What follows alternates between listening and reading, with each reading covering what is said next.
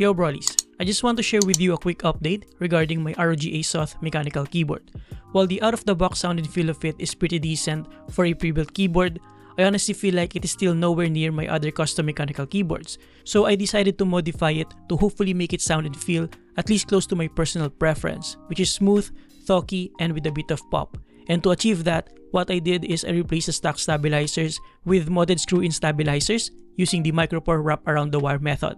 I also replaced the stock ROG NX Red switches with lubed Aqua Cream Yellow V3 switches, added the popular tape and PE foam mod, and replaced the stock keycaps with my favorite Aqua PBT silent keycaps. And holy cow, the result is exactly what I was hoping for. It became super stiff though with the amount of things it has inside, but I'll take this any time of the day over the stock configuration. With that being said, here's a quick sound test comparison for you guys.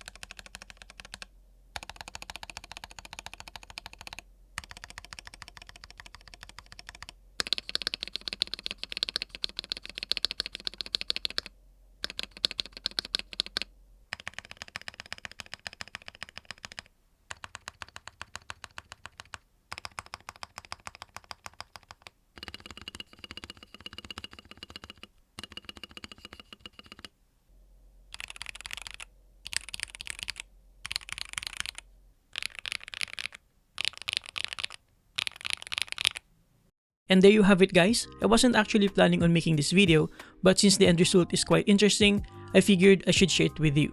Thankfully, I took some pictures of some part of the process. If you want to learn more about the ROG Azoth, especially the teardown process to be able to do some modifications, you can watch my full review video here. Thank you for watching, subscribe if you appreciate this video, and see you next time. Have a great day guys, you're awesome.